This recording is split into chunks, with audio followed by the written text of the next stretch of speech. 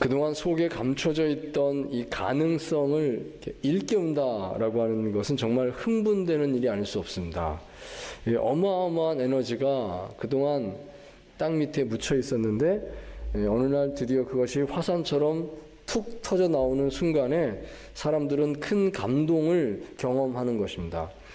여러분 어제 저녁 뉴스를 들으셨을 텐데요. 한국의 세계적인 아이돌 그룹 BTS가 서울 광화문 광장에서 4년 만에 컴백 공연을 했습니다. 공연 전부터 세계적으로 엄청난 관심이 쏠렸죠. 해외에서 입국한 외국인의 숫자가 평소 때보다 26만 명이나 더 한국으로 들어왔다라고 합니다. 어마어마한 숫자입니다. 정말 우리나라 안에 계속 외국인들이 들어오는구나 이런 분위기를 느낄 수가 있습니다. 이번 BTS 컴백 공연으로 인한 경제적인 효과가 매우 크다라고 하는데요. 이제 서울 공연을 시작으로 해서 앞으로 약 한 1년여 기간 동안에 전 세계를 투어를 한다고 그럽니다. 곳곳마다 다니면서 공연을 하게 되는데 그 이름이 이제 BTS 아리랑이라는 이름으로 다닌다고 합니다. 근데 전체 경제적 파급 효과가 여러분 놀라지 마십시오. 3조 원 정도 될 것이다.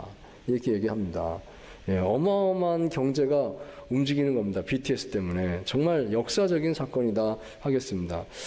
사랑하는 여러분, 그런데 이것을 꼭 생각하시기 바랍니다. 이 BTS와 같은 문화 공연도 세상을 놀라게 하는 힘이 있지만 온 세상을 뒤집는 거대한 문화 변혁의 원조는 사실 기독교 복음입니다. 기독교 복음만큼 세상을 뒤바꾼 것이 없지요. 예수 그리스도의 십자가 죽음과 부활, 승천 사건 이후에 예루살렘을 중심으로 해서 세상으로 전파된 기독교 복음의 물결은 세계 문화를 바꾸고 역사를 새롭게 만들었습니다. 우리나라에도 130여 년 전에 개신교 신앙이 전파된 후로 일제강점기와 6.25 전쟁 그리고 산업화 시기에 온갖 어려움을 이겨내는 데에 기독교 신앙이 큰 위로와 힘이 된 것이 사실입니다. 자, 그렇지만 그 위대한 능력이 왜 지금은 우리 눈에 그렇게 잘 보이지 않는 것일까요? 왜 우리 피부에 잘 그렇게 느껴지지 않게 된 것일까요? 오늘날 한국 기독교는 젊은 세대를 중심으로 점차로 침체되어 가고 있는 분위기다.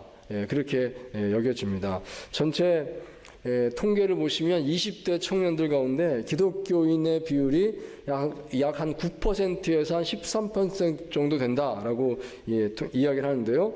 이 수치는 5년 전에 비해서 절반으로 떨어지는 수치입니다. 그리고 그 중에서 4명 중에 1명은 가나안 교인입니다. 교회를 다니지 않는, 그냥 나는 예수님 믿는다고 말하지만 정기적으로 신앙생활을 하지 않는 그런 청년들입니다.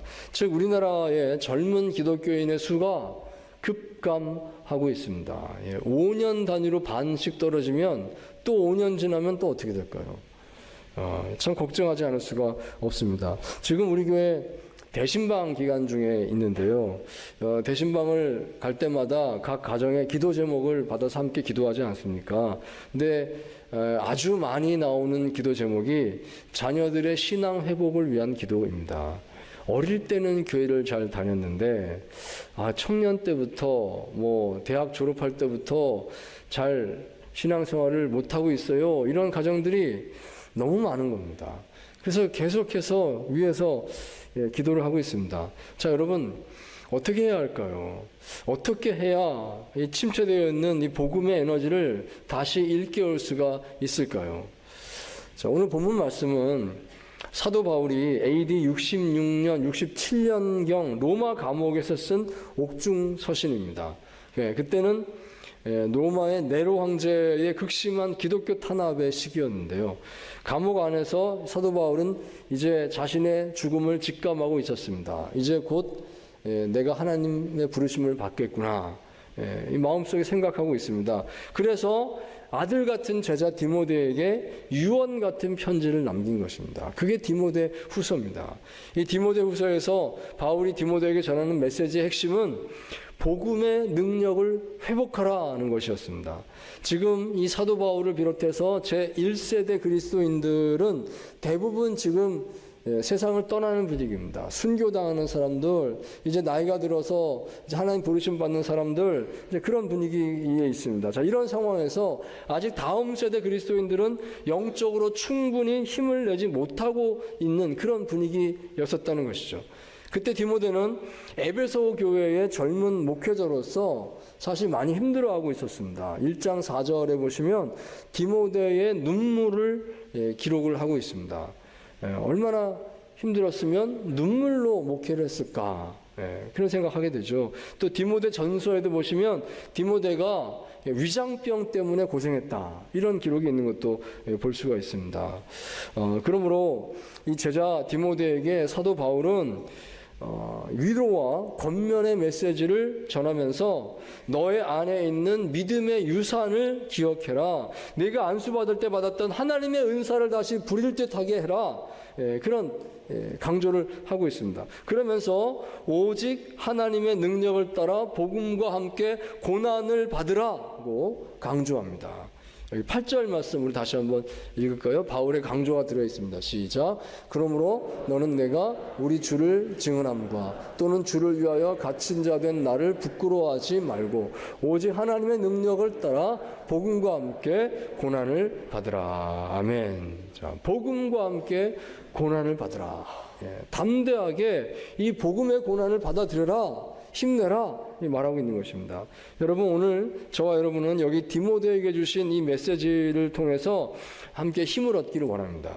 어떻게 그 복음의 폭발적인 에너지를 오늘 우리의 삶에서 다시 일으킬 수 있을까요? 잠잠해져 있습니다. 어떻게 다시 뜨겁게 만들 수가 있을까요? 오늘날 이 두려움을 주는 이 거대한 세상의 도전 앞에서 어떻게 우리 젊은이들이 당당하게 복음의 능력으로 일어나서 세상을 변화시키는 삶을 살아가게 만들 수가 있을까요? 오늘 말씀 속에서 우리가 그 교훈을 우리 마음에 함께 듣기를 원하는 것입니다. 자, 첫 번째로 오늘 본문 말씀합니다. 능력의 영을 회복하십시오입니다. 능력의 영을 회복하십시오. 자, 본문 7절 말씀 우리 같이 함께 읽겠습니다. 시작. 하나님이 우리에게 주신 것은 두려워하는 마음이 아니요 오직 능력과 사랑과 절제하는 마음이니. 아멘. 자, 오늘 본문 디모데후서 1장 전체에서 가장 핵심적인 권면의 말씀은 여기 7절의 말씀이라고 그렇게 말할 수가 있겠습니다. 우선 이 말씀에서 강조하는 것이 하나님께서 우리에게 주신 것은 두려움이 아니다 말씀합니다. 두려움이 아니다. 그러시면서 하나님께서 우리에게 주신 것은 사실 이것이다. 이 세 가지를 말하고 있는데요. 그 중에 첫 번째가 능력입니다. 하나님께서 능력을 주셨다. 영어로 파워이고요. 헬라어 원어로 디나미스라고 적혀 있습니다. 능력의 영을 회복하라 하는 것입니다. 능력의 영을 회복하라. 여기 본문에 능력의 마음을 주셨다 그랬는데 이 마음으로 번역된 이 단어가 푸뉴마라는 단어입니다. 영을 가리키는 말입니다. 곧 성령을 의미한다 볼 수 있습니다. 디모데야, 너는 능력의 성령을 이미 받았다. 그걸 기억해라 말씀하고 있습니다. 여러분, 우리가 세상에서 왜 두려운 마음이 들까요? 여러 가지 이유를 말하겠지만 한 가지 중요한 이유는 능력의 문제일 것입니다. 나는 능력이 부족합니다. 정말 이걸 해내고 싶은데 내가 힘이 딸립니다. 능력이 부족합니다. 그렇기 때문에 우리가 세상에서 두려움을 느끼는 게 아니겠습니까? 두렵다고 생각합니다. 자, 하지만 여러분, 하나님께서 이미 우리에게 능력의 영을 주셨다는 것을 생각하시기 바랍니다. 내 능력이 아니라 하나님의 능력입니다. 나는 약하지만 하나님은 강하시지 않습니까? 능력의 영이 내게 오셨습니다. 자, 빌립보서 4장 13절 말씀입니다. 내게 능력 주시는 자 안에서 내가 모든 것을 할 수 있느니라. 아멘. 여러분, 이 말씀 정말 믿으십니까? 정말 믿으십니까? 내게 능력 주신 자 안에서, 내 능력이 아닙니다. 하나님의 능력 안에서 모든 것을 할 수가 있습니다. 여러분, 하나님의 능력을 의지하시기 바랍니다. 또한 많은 분들이 이 말씀 좋아하시죠? 이사야서 41장 10절 말씀 또 같이 우리 한번 읽도록 하겠습니다. 시작. 두려워하지 말라. 내가 너와 함께함이라. 놀라지 말라. 나는 내 하나님이 됨이라. 내가 너를 굳세게 하리라. 참으로 너를 도와주리라. 참으로 나의 의로운 오른손으로 너를 붙들리라. 아멘. 자, 분명히 성경에는 하나님의 능력이 하나님의 백성에게 함께 하신다. 이것을 여러 차례 강조하고 있습니다. 하나님의 능력이 여기 있다. 힘을 내라, 용기를 내라 하는 것입니다. 자, 그런데 왜 우리는 이미 받은 이 하나님의 능력을 잊어버리고 있는 것일까요? 왜 하나님의 능력이 나와 함께 있다는 것을 실감하지 못하고 살고 있는 것일까요? 자, 그 이유는 이렇게 말하겠습니다. 우리가 믿음으로 도전하지 않기 때문입니다. 믿음으로 도전하면 그러면 하나님의 능력이 임하는 걸 알게 될 텐데 도전하지 않으니까 아무것도 느껴지지 않는 것이 아니겠는가. 여러분, 지금 우리가 주보에도 보시면 단기 선교팀을 지금 모집을 하고 있는데요. 한번 기회가 닿으시면 꼭 한번 선교지에 다녀오시기를 권면의 말씀을 드립니다. 왜냐하면 이 선교지 같은 곳에 가서 보면 진짜 능력의 기도를 경험할 확률이 높아지기 때문입니다. 워낙 선교지는 영적으로 척박한 환경이기 때문에 예배도 없고 믿는 자들도 별로 없고, 이슬람권에 가면 항상 모스크에서 막 꾸란 읽는 소리가 막 들리고 이런 속에서 기도해야 되고 거기서 전도해야 되지 않습니까? 영적으로 도전이 심한 것입니다. 자, 그런 경우에는요, 우리가 정말 기도를 더 강력하게 할 수밖에 없고요, 정말 간절하게 주께 의지할 수밖에 없죠. 자, 그럴 때 하나님의 능력이 임하는 것을 훨씬 더 경험하게 되는 것입니다. 선교지에서 이런 이야기를 들었습니다. 아픈 아이를 만났는데 약이 없으니까 그냥 붙잡고 기도만 했습니다. 하나님, 어쩔 수가 없습니다. 낫게 해주세요. 하나님, 낫게 해주세요. 기도만 했어요. 그런데 다음날 보니까 그 아이가 뛰어다니더랍니다. 그래서 물어봤습니다. 너 안 아파? 괜찮아? 그러니까 다 나았다는 거예요. 선교지에서는요, 그런 일이 자주 일어납니다. 단기 선교를 가서 기도하다 보면 그런 경험을 자주 하게 되는 것입니다. 여러분, 그런 경험 하나하나가 신앙에서 소중한 자산이 됩니다. 제가 청년들에게 단기 선교를 강조합니다. 왜 청년들에게 단기 선교를 강조하는가? 그것은요, 한 살이라도 더 젊었을 때 그런 하나님의 능력의 경험을 가지라는 겁니다. 한 번 체험하고 나면 그것은 인생을 바꾸게 될 겁니다. 아, 내가 기도하고 하나님의 능력을 힘입는구나, 이걸 알게 되면 인생의 길이 바뀌게 될 것입니다. 그렇게 될 수 있게 되길 바랍니다. 여러분, 능력이 없는 것이 문제가 아니죠. 능력이 있는데도 사용하지 않는 것이 문제입니다. 사랑하는 여러분, 지금 여러분이 두려워하는 그 자리, 무서워서 피하고 있는 그 자리, 그곳으로 믿음의 한 걸음을 내리시기 바랍니다.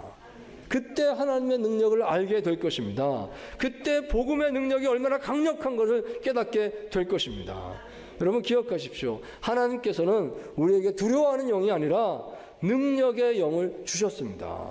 능력의 영이 내게 있다는 것을 의지하시고 믿고 기도하시고 정말 자신 안에서 역사하시는 하나님의 능력을 경험하시기를 축원드립니다.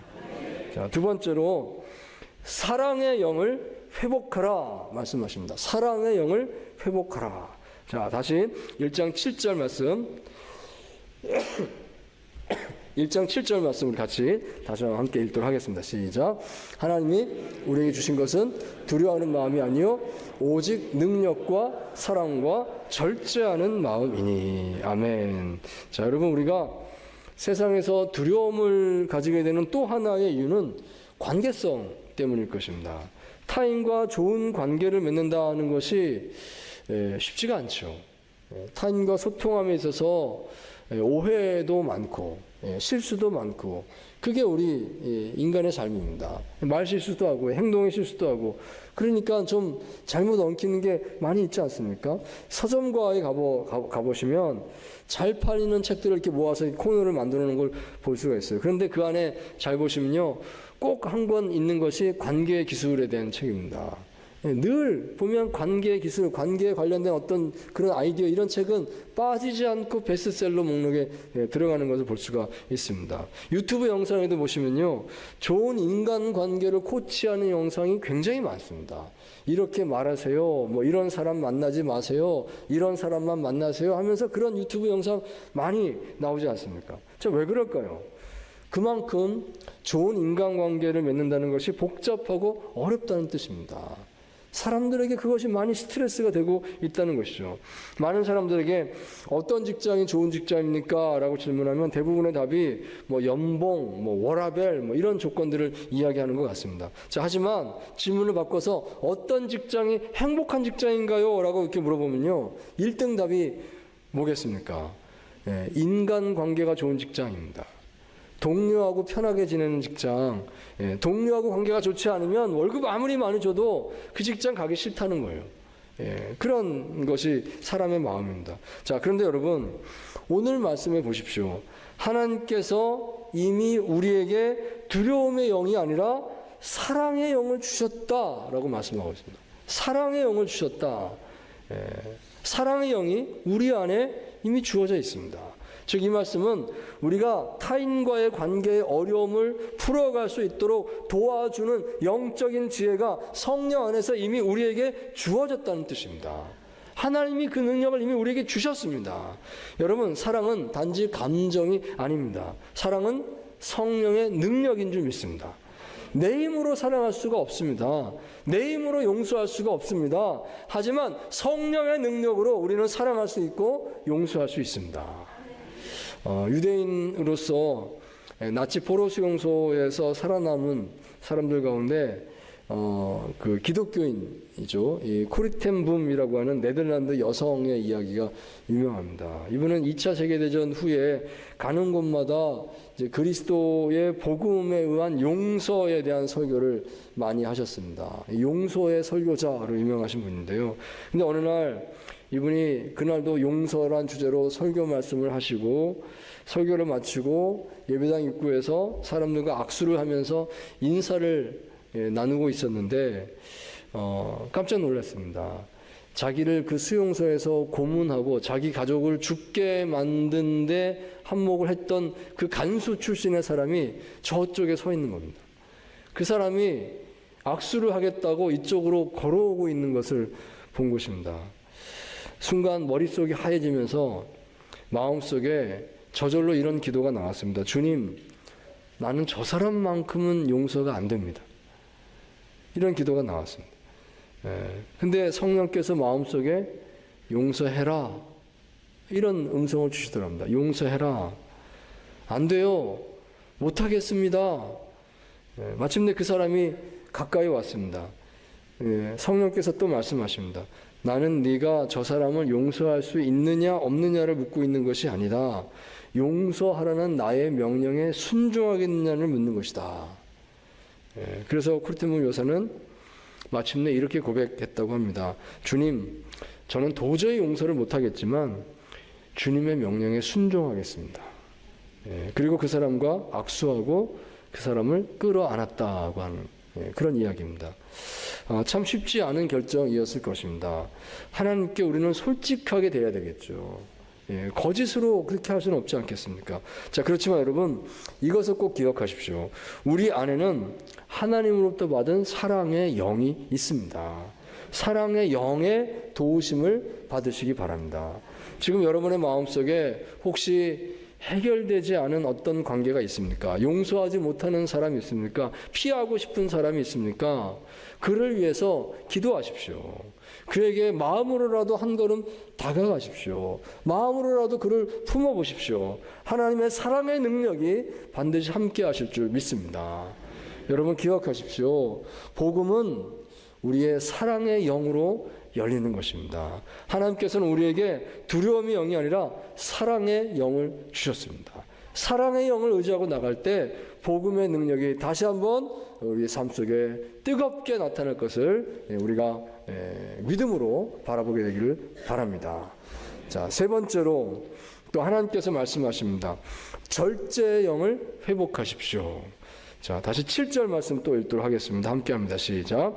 하나님이 우리에게 주신 것은 두려워하는 마음이 아니요 오직 능력과 사랑과 절제하는 마음이니. 아멘. 자, 여기 절제하는 마음을 주셨습니다.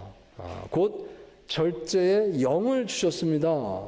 이렇게 읽을 수 있습니다.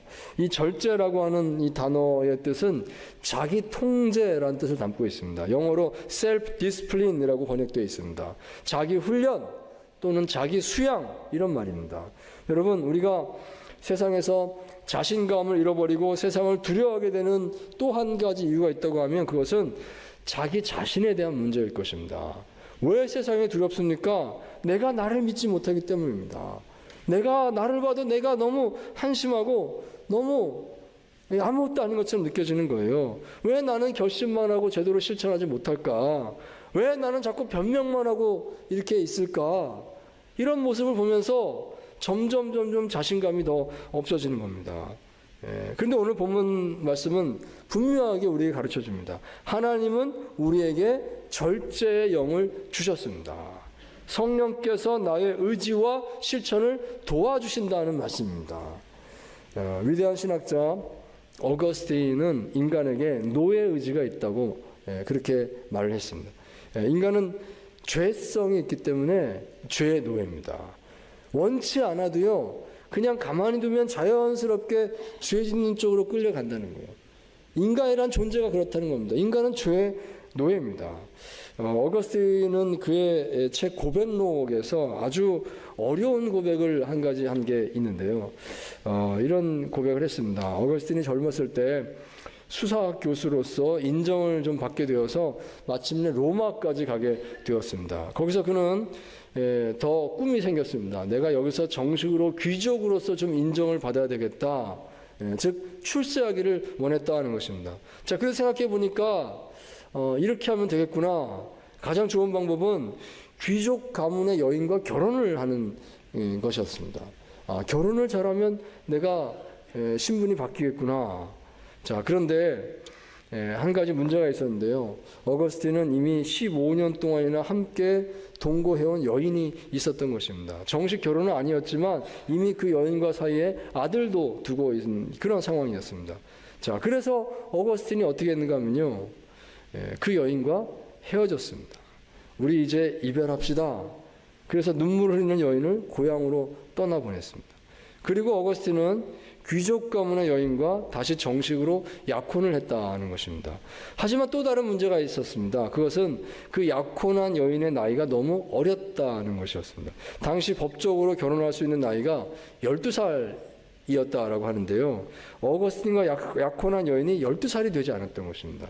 그래서 어거스틴은 그 여인이 12살 될 때까지 기다려야만 했다는 것이죠. 자, 그런데 어거스틴이 다시 또 이런 고백을 합니다. 그 기다리는 동안에 나는 또 다른 여인과 잠자리를 함께 했습니다. 즉 자신의 정욕을 절제하지 못했다는 것입니다.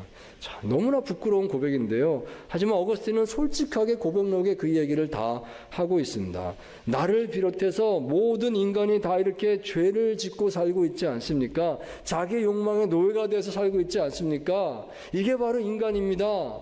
이런 고백을 아주 적나라하게 하고 있는 것입니다. 자, 하지만 중요한 것이 무엇인가 하면 어거스틴은 마침내 그런 자신도 개혁되었다는 것을 말합니다. 성령 안에서 바뀌었습니다. 이제 나는 나의 죄성을 분별하고 통제할 수 있게 되었습니다. 그러므로 고백록을 쓸 수 있게 된 것이죠. 이제는 내가 이것이 죄라는 것을 압니다. 이제는 내가 그렇게 살지 않습니다. 그래서 고백록을 쓴 것입니다. 어거스틴은 완전히 새 사람이 되었습니다. 그것이 성령 안에서 가능하다라고 말합니다. 성령께서 나를 바꿔주시고 나는 새로워질 수가 있습니다. 자, 오늘 본문 말씀은 이렇게 말씀합니다. 하나님께서 우리에게 철제의 영을 주셨습니다. 즉 성령께서 오셔서 자기를 통제하고 자신을 다스릴 수 있도록 도와주십니다. 하나님께서 그렇게 우리에게 성령을 주셨다는 것을 말씀하고 있습니다. 성령 안에서 우리는 우리의 죄성을 극복할 수 있는 줄 믿습니다. 여러분, 지금 여러분의 삶에서 바꾸고자 하는 것이 무엇이 있습니까? 나는 이거 정말 바꾸기 원하는데 그게 뭐가 있습니까? 혹시 여러분 삶에서 끊고자 하는 것이 무엇이 있습니까? 나 이거 정말 이제 끊어버리고 싶은데 계속 붙어 있다. 그런 것이 무엇이 있습니까? 자, 그것에 대해서 성령의 도우심을 받기 바랍니다. 성령께서 나를 바꿔주실 것입니다. 성령께서 나를 훈련시켜 주실 것입니다. 그 영을 하나님이 이미 우리에게 주셨다. 것을 여러분 기억하십시오. 사랑하는 성도 여러분, 오늘날 어떻게 우리가 다시 이 세상을 변혁하는 복음의 능력을 회복할 수가 있을까요? 하나님께서 우리에게 주신 것은 두려움의 영이 아니라 능력의 영이요, 사랑의 영이요, 절제의 영임을 기억하십시오. 능력의 영을 따라 믿음의 걸음을 한 걸음 내딛으시기 바랍니다. 사랑의 영을 따라 내가 감당하기 힘든 사람을 위해서 기도하시고 그에게 다가가십시오. 절제의 영을 따라서 자기 자신의 개혁을 오늘 시작하십시오. 참으로 그 시도 가운데서 그 주신 능력을, 영의 능력을 의지함 가운데서 복음의 능력이 우리 마음속에 다시 한번 불타오르게 될 것입니다. 복음의 능력이 저와 여러분의 삶 가운데 정말 성령 안에서 충만하게 역사하시기를 주의 이름으로 축원드립니다.